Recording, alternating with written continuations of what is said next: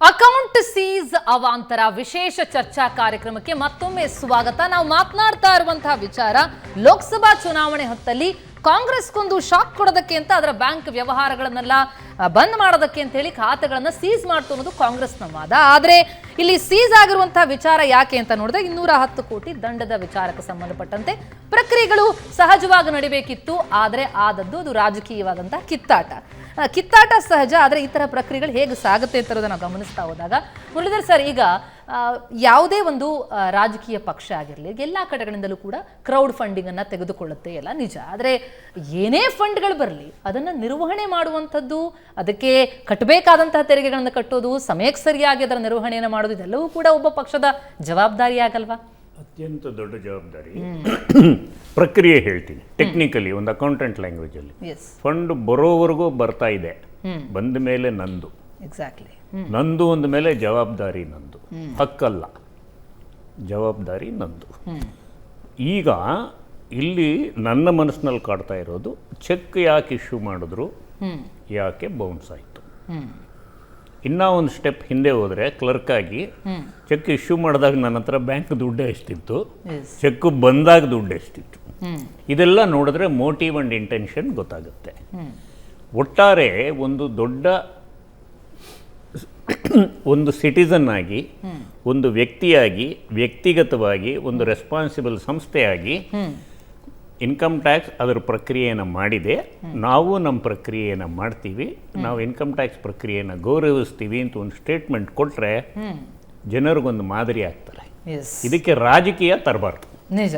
But ಅದು ಶತಸಿದ್ಧ, ರಾಜಕೀಯ ಇಲ್ಲದೆ ಮಾತೇ ಇರೋದಿಲ್ಲ, ಅನಿವಾರ್ಯ, ವಿಷಾದಕರವಾದ ಅನಿವಾರ್ಯ ಅದು. ಎಸ್, ಅನಂತ್ ಗುರುಮೂರ್ತಿ ಅವರೇ, ಈಗ ಕಾಂಗ್ರೆಸ್ ಏನೋ ತಮ್ಮ ಮೇಲೆ ಹಾಕ್ತಾ ಇದೆ, ಪ್ರಜಾಪ್ರಭುತ್ವವನ್ನು ಸೀಸ್ ಮಾಡಿದೆ ಎನ್ನುವಂಥ ಆರೋಪವನ್ನು ಮಾಡ್ತಾ ಇದೆ. ಬಹುಶಃ ಬರೋ ದಿನಗಳಲ್ಲಿ ಲೋಕಸಭಾ ಚುನಾವಣೆಯ ಹೊತ್ತಿಗೆ ಇದು ಬಹಳ ದೊಡ್ಡ ಅಸ್ತ್ರ ಪ್ರಯೋಗ ಕೂಡ ಆಗಬಹುದು, ಅದರ ಸೂಚನೆ ಸುಳಿವುಗಳು ಸಿಗ್ತಾ ಇದೆ. ಬಿಜೆಪಿ ಇದನ್ನು ಹೇಗೆ ನೋಡ್ತಾ ಇದೆ, ಹೇಗೆ ಡಿಫೆಂಡ್ ಮಾಡ್ಕೊಳ್ತೀರಿ? ನಾವು ಇದನ್ನು ಡಿಫೆಂಡ್ ಮಾಡೋ ಅವಶ್ಯಕತೆನೇ ಇಲ್ಲ. ನಾವು ಯಾವಾಗ್ಲೂ ಎನಿ ಸುಪ್ರೀಂ ಕೋರ್ಟ್ ಆರ್ಡರ್ ಇರಲಿ, ಎನಿ ಕೋರ್ಟ್ ಆರ್ಡರ್ ಇರಲಿ, ನಮ್ಮ ಲೀಡರ್ಸ್ ಆಗಿರಲಿ ಅಥವಾ ನಮ್ಮ ಪಾರ್ಟಿ ಆಗಿರಲಿ, ನಾವು ಅದನ್ನು ಆಕ್ಸೆಪ್ಟ್ ಮಾಡ್ಕೊತೀವಿ and we work according to it. ನಾವು ಅದ್ರ ಪ್ರಕಾರನೇ ಕೆಲಸ ನಾವು ಮಾಡೋದು. ನಾವು ಯಾವತ್ತೂ ಒಂದು ರೀತಿ ಏನು ಹೇಳಿ, ನಾವೇನೋ ದೊಡ್ಡವರು, ನಾವು ಪೊಲಿಟಿಕಲ್ ಪಾರ್ಟಿಯವರೇ, ನಾವು ದೊಡ್ಡವರು, ನಾವು ಈ ರೂಲ್ಸ್ ಫಾಲೋ ಮಾಡಲ್ಲ ಅಂತ ಯಾವತ್ತೂ ನಮ್ಮ ಪಾರ್ಟಿಯಿಂದ ಹೇಳೇ ಇಲ್ಲ. ಎರಡನೇ ವಿಷಯ, ನರೇಂದ್ರ ಮೋದಿ ಗವರ್ಮೆಂಟ್ ಬಂದಾಗ್ಲಿಂದಾನು, ಆಮೇಲೆ ಈವನ್ ಅಟಲ್ ಬಿಹಾರಿ ವಾಜಪೇಯಿ ಗವರ್ಮೆಂಟ್ ಇದ್ದಾಗ್ಲೂ ಇನ್ಸ್ಟಿಟ್ಯೂಷನ್, ಇಂಡಿಪೆಂಡೆಂಟ್ ಇನ್ಸ್ಟಿಟ್ಯೂಷನ್ಸ್ ಏನಿದೆ, CBI ಆಗಲಿ, ED ಆಗಲಿ, ಇನ್ಕಮ್ ಟ್ಯಾಕ್ಸ್ ಆಗಲಿ, ಅವರು ಇಂಡಿಪೆಂಡೆಂಟ್ ಆಗೇ ಫಂಕ್ಷನ್ ಮಾಡಬೇಕು ಅಂತ ಹೇಳ್ಬಿಟ್ಟೆ ನಾವು ನಡೆಸ್ಕೊಂಡು ಬರ್ತಾ ಇರೋದು. ಇವ್ರು ಹೇಳ್ತಾರೆ ಅದು ಇದು ಅದು ಅಂತ, ಸೆಲೆಕ್ಟಿವ್ ಎಲ್ಲಿದೆ, ನಾಯಕರುಗಳ ಮೇಲೆ ಅಥವಾ ನಿಮ್ಮ ಬೆಂಬಲಿತ ಪಕ್ಷಗಳ ನಾಯಕರುಗಳ ಮೇಲೆ ಏನು ಆಕ್ಷನ್ ಆಗ್ತಿಲ್ಲ, ಯಾಕೆ ಬರೀ ಕಾಂಗ್ರೆಸ್, ಯಾಕೆ ಬರೀ ತಮ್ಮ ವಿರೋಧಿಗಳ ಮೇಲೆ ಆಗ್ತಾ ಇದೆ? ಈಗ ವಿರೋಧಿಗಳು, ಇದು ಸಹಜ ಪ್ರಶ್ನೆ ನಿಮ್ಮಿಂದ ಬಂತಲ್ವಾ.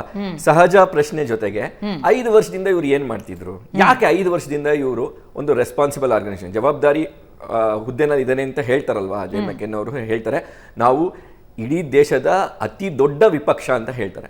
ಅದ್ಮೇಲೆ ಜವಾಬ್ದಾರಿ ಅವ್ರಿಗೂ ಇದೆ ಅಲ್ವಾ. ಯಾಕೆ ಅವರು ಇನ್ಕಮ್ ಟ್ಯಾಕ್ಸ್ ಡಿಪಾರ್ಟ್ಮೆಂಟ್ಗೆ ಕರೆಕ್ಟ್ ಆಗಿ ಅವರು ರೆಸಿಪ್ಟ್ಸ್ ನ ಕೊಡ್ಲಿಲ್ಲ? ಯಾಕೆ ಅದನ್ನ ಏನ್ ಪೇಮೆಂಟ್ ಇತ್ತೋ ಇನ್ಕಮ್ ಟ್ಯಾಕ್ಸ್ಗೆ ಯಾಕೆ ಮಾಡ್ಲಿಲ್ಲ? ಇದು ಜವಾಬ್ದಾರಿನಾ? ಇದು ಬಿಜೆಪಿ ಮಾಡಿರೋ ಕೆಲಸನ?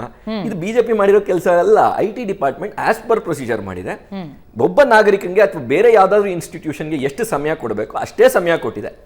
ಇವರು ಒಂದು ಹ್ಯಾಬಿಟ್ ಮಾಡ್ಕೊಂಡ್ಬಿಟ್ಟಿದ್ದಾರೆ ಕಾಂಗ್ರೆಸ್ನವರು, ಸುಳ್ಳಿನ ಜೊತೆ ಇನ್ನೊಂದು ಸುಳ್ಳು ಹೇಳೋದು, ಆ ಸುಳ್ಳನ್ನು ಮುಚ್ಚಕ್ಕೆ ಇನ್ನೊಂದು ಸುಳ್ಳು ಹೇಳೋದು, ಈ ರೀತಿ ಸುಳ್ಳನ್ನು ಪೋಣಿಸ್ಕೊಂಡು ಇದು ಅವ್ರಿಗೆ ಮುತ್ತಿನ ಸರ ತರ ಕಾಣ್ತಾ ಇದೆ.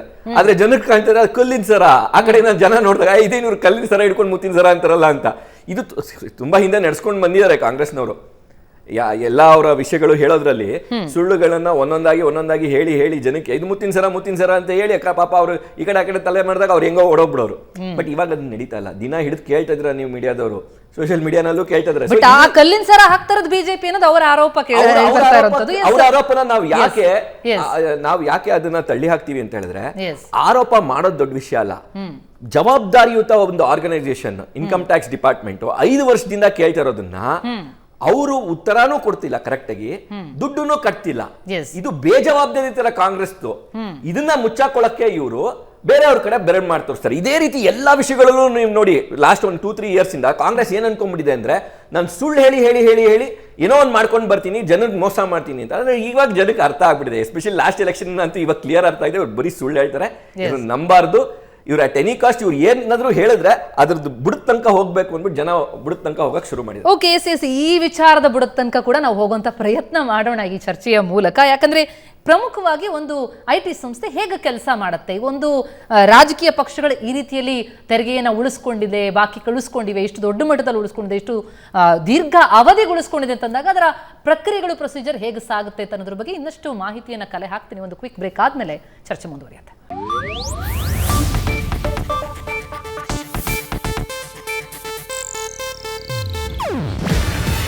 ಇದು ಏಷ್ಯಾನೆಟ್ ನ್ಯೂಸ್ ನೆಟ್ವರ್ಕ್ ಪ್ರಸ್ತುತಿ. ನೀವು ನೋಡ್ತಿದ್ದೀರಾ ಏಷ್ಯಾನೆಟ್ ಸುವರ್ಣ ನ್ಯೂಸ್.